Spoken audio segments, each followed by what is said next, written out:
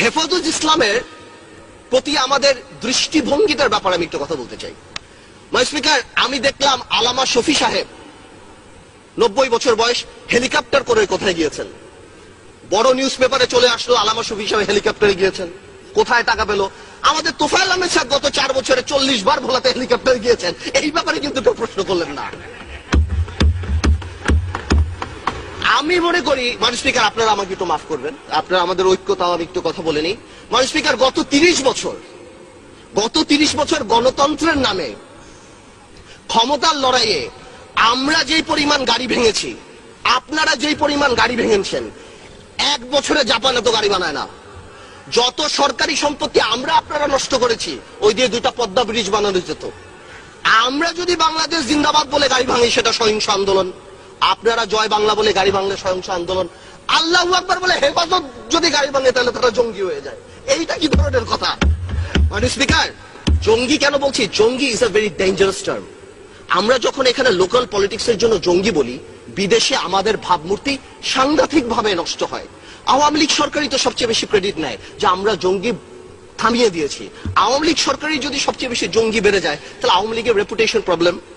হেফাজত ইসলাম নিয়ে আরেকটা কথা বলছি। আওয়ামী লীগের যে পলিটিক্যাল ক্রাইসিস যেটা দেখা গিয়েছে, হেফাজত ইসলাম আসলো কেন? মাননীয় স্পিকার, হেফাজত ইসলাম কিন্তু আসেনি যখন আমরা বিভিন্ন জায়গায় মডেল লাইসেন্স দেই, যখন আমরা সিনেমা হল ওপেনিং এ মিলাদ দেই, যখন আমরা ব্যাংক ওপেন করি মিলাদ দিয়ে, তখন কিন্তু হেফাজত আসবে। হেফাজত ইসলাম এসেছে যখন সর্বকালের সর্বশ্রেষ্ঠ মানব নবী করিম সাল্লাল্লাহু আলাইহি ওয়াসাল্লাম, সকল মুসলমানের হৃদয়ের স্পন্দন, তাকে নিয়ে কটাক্ষ করা হয়েছে।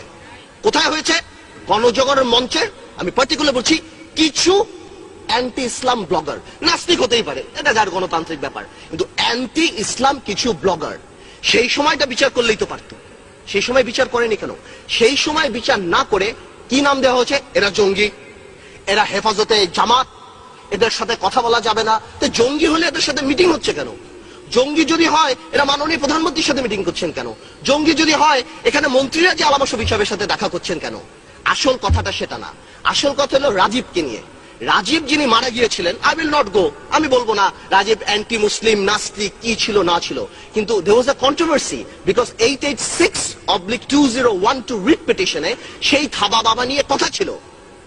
আমার দেশের মাহমুদুর রহমান সাহেবকে অ্যারেস্ট করা হয়েছে, যদি কি কারণে অ্যারেস্ট করা হয়েছে সেটা আমি পরে আসছি, বাট এটাকে তো কেউ কোনোদিন মানা করেনি যে না এটা মিথ্যা কথা। হ্যাঁ, সরকারের তরফ থেকে অনেকে মিডিয়াতে বলেছেন যে না, কি করা হয়েছে, এটাকে নতুন করে বানানো হয়েছে, এটা আসলে এরকম ছিল না।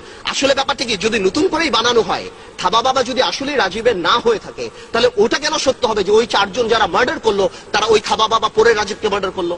তার মানে থাবা বাবা আগেই ছিল। আওয়ামী লীগের টেকনিক্যাল প্রবলেম হয়ে গেছে।